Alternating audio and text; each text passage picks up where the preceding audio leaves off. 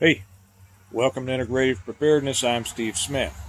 I want to talk to you for a few minutes tonight about the coming medical Armageddon.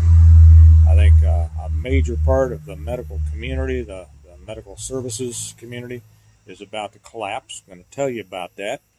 Cheers to you all out there who drinking a Guinness. I'm not a big fan of Guinness. This is that I forget what it is, carbonated or whatever. Some kind of infused stuff that makes it supposed to make it as smooth as Murphy's. It doesn't, but it's not bad for tonight. It's a beautiful night out here. The kind of night that makes me want to stay out here and do a bunch of videos, but I only have time for one. Uh, I want to tell you about what's happening in a lot of the medical community that should bring you a concern, serious concern. I'm going to tell you why I know a little bit about it, a lot about it actually. I told you a little bit about my situation last night. I'll tell you a little bit more tonight so that you'll understand why I know these things, uh, and then I'll get into it. For almost 13 years, I have been with a major hospital system. I've been in the security department of it.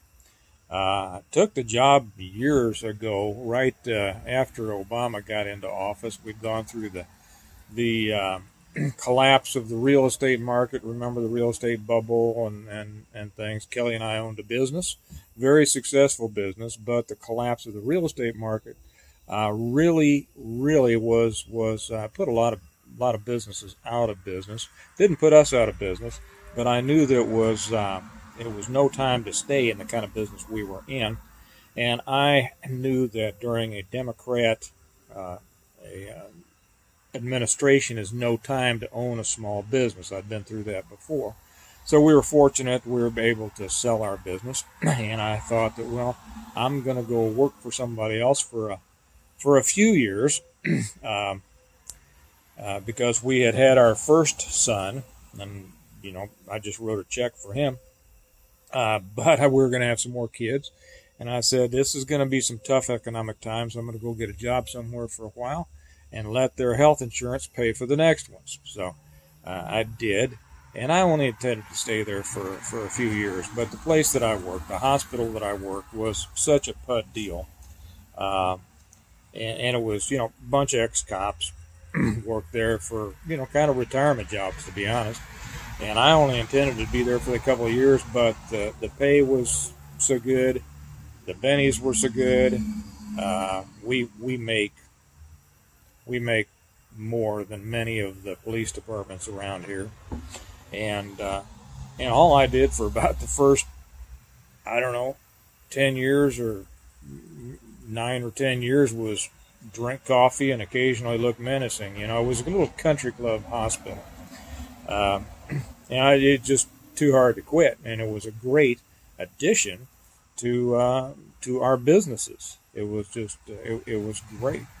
It was one of those things you fall into, and it's just hard to leave. Well, several years ago, and of course, I was able then to meet a lot of people and make a lot of relationships, a lot of friendships. And that's where I started seeing the inside of the health delivery system.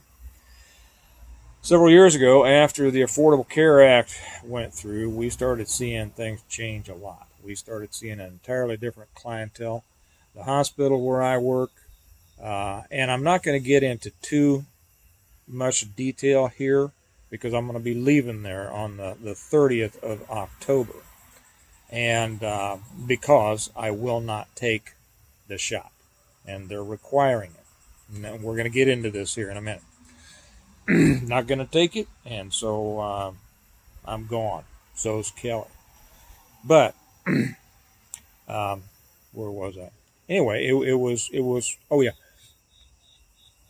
several years ago, things started changing. We started getting a lot different clientele where we would just, it was a decent job, pretty much a do nothing job, to where we just kind of showed up and it was out in the suburbs. As I called it, a country club hospital, and there was really no need for security. But the last few years there has been. We all of a sudden we went from seeing maybe one drunk in the ER a year to that place being full of suicide attempts, drug overdoses, alcoholism, people going nuts. It's become violence is it happens fairly frequently now. Um, and I'm gonna hold it off there. Not gonna say much, and I'm gonna say more after the 30th, because I don't talk in detail about a place that I'm still taking a paycheck from. Okay, they have no honor, but I do. Anyway, I've been in the thick of this stuff that's going on for the last, whatever, 18 months, ever since this thing started. I've seen it firsthand. I don't know how many bodies I've taken to the morgue from ostensibly that thing, but I've gotten to know a lot of the medical staff. And through this whole thing, they have been, they have gone through a grinder of expectations.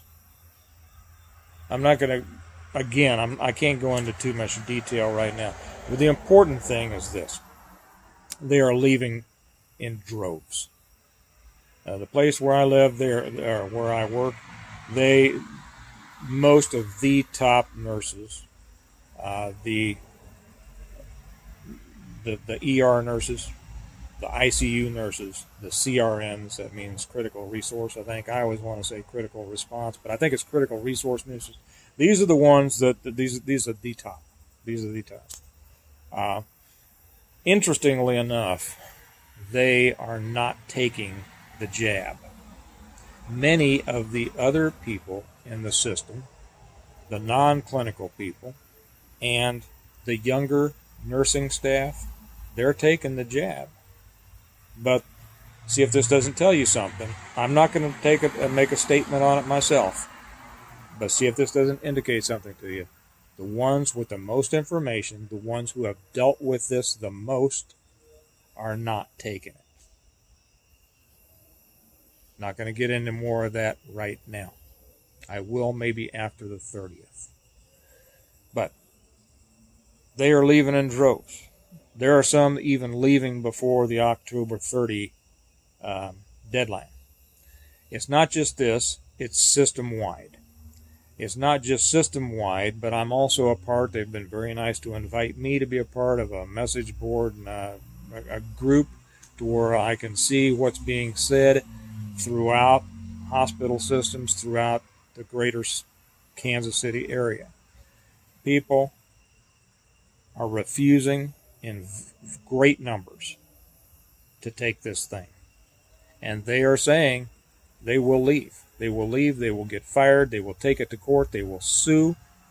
Right now, they are losing people right and left. The ERs are, let's just say, if you don't have to go to an ER now, you don't want to go to an ER now. Okay? And it's not because you're surrounded by the thing, okay? Because there's a lot of misinformation going out about that. It's because of the shortage of nurses. This is happening all over the city, like I said, and from what I hear, it's happening all over the country. We all, I think, heard about that maternity unit up somewhere that had to close down because nurses walked off.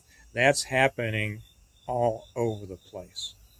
There are nurses and some doctors, not many doctors, but some doctors who have pretty much had it with their chosen field, and this is sad because these are people who have invested a lot of money in their training and their degrees and a lot of time, a lot of years of their life into something that it wasn't just a job, it was a calling. They love doing this, but they refuse to be used in a situation that they know they're being misused in. Let me put it that way. And they resent being mandated and told that they have to do something that they think is wrong. And so they're gone. They're already leaking out. I got a message that in one ER, a major ER in a hospital around here, for the day shift, there was one nurse scheduled because others wouldn't pick up. Others called in sick. Others wouldn't come in. One nurse. I don't know if they got more or not, but that's the thing. If you go into a major ER with something that needs to be taken care of, and there is one nurse for a whole lot of patients, oh, you're in trouble. When it comes around here for this system, the 30th, I don't think this system is ready for what's going to happen. I don't think they have any idea. They have been extremely heavy-handed, forcing this down, saying, hey, it's our way or the highway, having absolutely no respect for the opinion of people who have seen them through, who have worked day after day, long hours, long shifts, long stretches of shifts in ERs, in ICUs, caring for COVID patients themselves. People like me carrying bodies down into the morgue. And all they do is work them harder. And the people are burned out, and they're sick of it. They have been mistreated by their system, they feel, and they're not going to do it anymore. It's not that they don't want to treat people. It's not that they have forsaken their calling as nurses or doctors. It's that they have realized that the systems for which they work are not about healthcare, but are about profits. These places are run by lawyers and marketing departments. And we know how much money these places are getting from the federal government, depending on what the diagnosis is for a patient or a death or whatever like that. And there are millions of dollars being made in this. This is all about the money. And these good people are leaving. So it is already bad. The bottom is about to drop out. Not just in the systems here, but nationwide, from what I've seen. Now, that doesn't mean that all medical systems are going to have this happen. There are plenty of systems that don't require the jab. The best nurses are going to go to those places, which will make those places better. So that's good. Find yourself one of those hospital systems to go to. Find a doctor who does not require that you have it in order to get treated. Which brings up something else. I should have mentioned it earlier. I put one over on Patreon earlier today on underworld medicine. You might need to know some of that, so I suggest you go over and check that on Patreon. But the healthcare in the hospitals, and many of the big hospitals, is really, the bottom's going to drop out. You're not going to be able to get the quality of care that you want and perhaps you need. This has been coming for a long time. How long it's going to last, who knows? But it's a sad situation. It's an extremely sad situation. Some of these health centers are they won't collapse because they're going to be propped up by the federal government. But they are going to change into something that only vaguely resembles what healthcare delivery used to be. It's going to represent, or it's going to reflect more a Soviet system. You're going to have these places filled with inexperienced nurses, probably be the same doctors, but you don't get most of your care from the doctor. The doctor comes in occasionally, takes a look at you, talks for a couple of minutes, and then he leaves and maybe writes a script. And I could say a lot more about doctors, but I won't right now yet. Catch me after October 30th. And but it's the nurses you depend on for your care, and you're gonna end up, if you go to these places, having a lot of young, nothing wrong with being young, but inexperienced nurses, and that's a dangerous situation. I don't know if after this goes down, a couple of friends of mine might join me on here to talk about this. Maybe, maybe not. Don't want to put them in a bind on this. And there's going to be a lot of lawsuits coming out over these people. When I made my statement yesterday, I had a lot of people say, don't quit, make them fire you. So don't worry, I know how to handle it. Okay, thank you for your thoughts, but I know how to handle it, and it's not the unemployment that I'm concerned about. I'm concerned about being able to come back with one heck of a lawsuit, and these places are going to find themselves in court for years. I hope it's worth it to them. They did it for the money. They're going to find out whether or not that money was worth it, and I think they're going to find out it wasn't.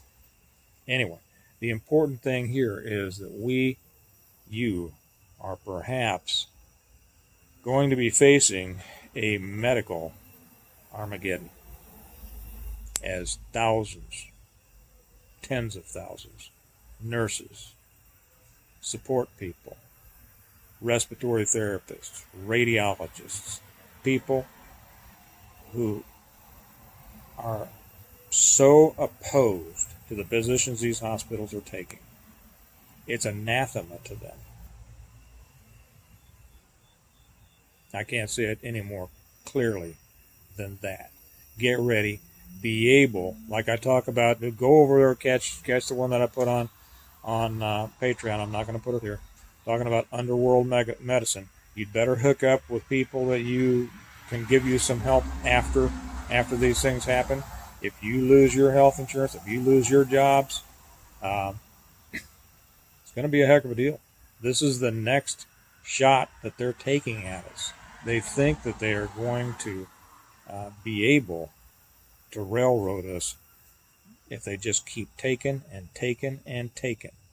And they'll be able to keep a lot of people, but they won't be able to keep the people who are prepared and who stand by their principles and know the difference between what they think is right and what they think is wrong. So, get ready, folks. It's going to be a rough ride. I'd like to be able to say more right now. I really can't. After I leave, I will. But for right now, just take my word for it. As much as you can learn to take care, stay healthy. As much as you can take care of yourself, do it. Stay away from hospitals. The hospitals are not where you want to be unless you're just about to pass over or need a surgery or something like that. If you can stay out of a hospital, stay out of a hospital. They're not the place to be right now. I'll leave it at that, I guess. Nevermore has it been more serious when I say that we prepare well today in order to live well tomorrow. And the preparations is to be able to take care of ourselves and our medical needs. And it's really not that difficult. If you get to thinking about it, how often do you really need a doctor, right? We have a whole portion of our society that lives in emergency rooms just because they need the attention. But most people don't. So prepare to take care of your medical needs to the extent that you can. Don't stay away for things that you absolutely have to go for. Don't let this keep you away. Don't let it endanger your health. But take care of yourself as much as you can. And through that preparation, hopefully we'll have a good tomorrow. So I'll probably be back tomorrow night talking about something else. Until then, you all have a good night. I'll talk to you later. Bye-bye.